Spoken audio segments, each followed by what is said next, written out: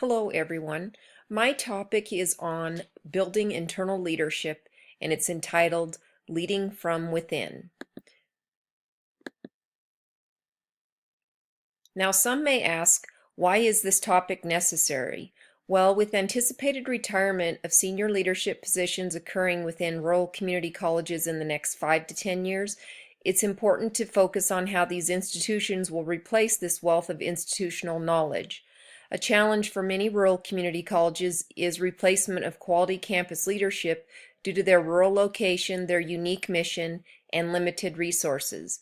Benefits of developing internal leadership programs are that they help ease the chain of succession, they can empower employees to feel more connected to the institution, and they can create a connection for employees from one area of the college to the whole institution.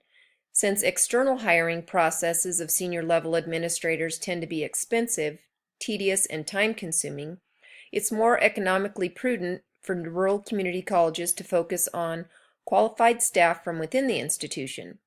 Because of the limited economic resources many rural community colleges are addressing, the growing need for campus leadership through campus-based succession planning, or what is commonly referred to as grow your own programs. So my research question sought to answer, can internal leadership programs develop the necessary skills and leadership competencies for future leaderships in higher education? Here is what the peer-reviewed literature revealed regarding this topic. On experiential learning theory and building leadership aptitude, Ligon, Wallace, and Osborne 2011 argued leadership learning theory attempted to refine particular traits that were critical to successful leadership. Accordingly, new community college leaders required preparation in leadership roles to help identify the priorities within their college context and culture. Experiencing novel, challenging problems likely enhanced their skills, but also resulted in greater personal efficacy in exercising such cognitive muscles in future situations. This was an important point for leaders of creative endeavors. Moving on from an individual contributor to a leader of a team required more of a jump, but both skill-wise and identity-wise. Leading Forward initiatives and the AACC, created by the American Association of Community Colleges, was designed to identify competencies for effective community college leaders. These competencies included organizational strategy, emphasizing leaders' ability to improve the quality of their institution, resource management, the ability to ethically sustain physical and financial assets to fulfill the mission, vision, and goals of the institution, communication, and the ability to use clear listening, speaking, and dialogue to sustain the college's mission. Because practitioners recognize the importance of the AACC's competencies, a stronger connection between professional development activities and the competencies help bridge the gap for aspiring rural community college leaders. Preparing leaders to lead. Taylor and Kalaki examined the leader in a formalized graduate and doctoral program, who would ultimately build the educational future.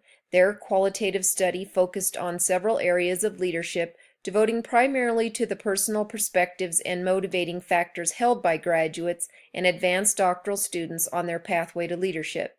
A consistent finding in their study was prospective leaders' level of self-assurance and self-confidence.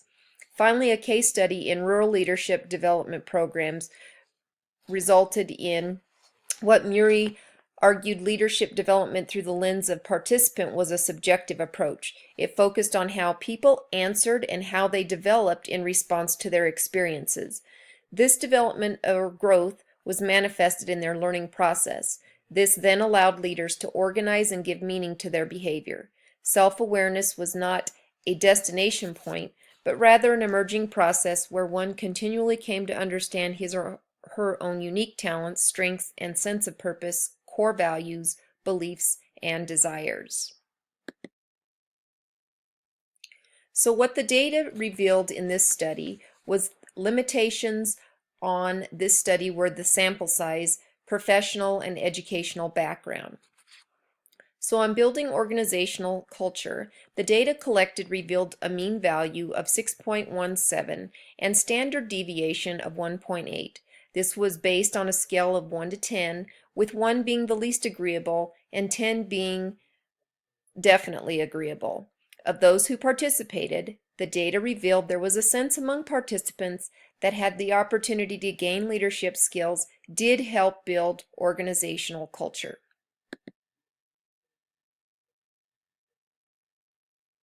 On personal growth following the mentorship, the data collected revealed a mean value of 6.77 and standard deviation of 1.6. This was also based on a scale of 1 to 10, with 1 being the least agreeable and 10 most definitely agreeable. Of those who participated, the data revealed there was a strong sense among participants they had gained confidence in their leadership skills and role as a leader following a mentorship. On leadership aptitude gained from this experience, the data collected revealed a mean value of 5.09 and standard deviation of 2.94. This was also based on a scale of 1 to 5, with 1 being the least agreeable and 5 being definitely agreeable. Of those who participated, the data revealed there was a sense among a small population of participants their leadership aptitude increased and they were more confident applying those skills to their current position.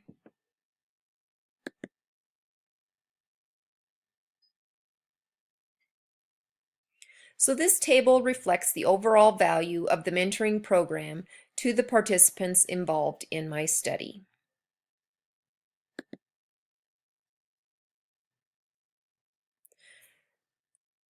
So through formal and informal learning process, future leaders can learn the necessary skills from an internal succession program.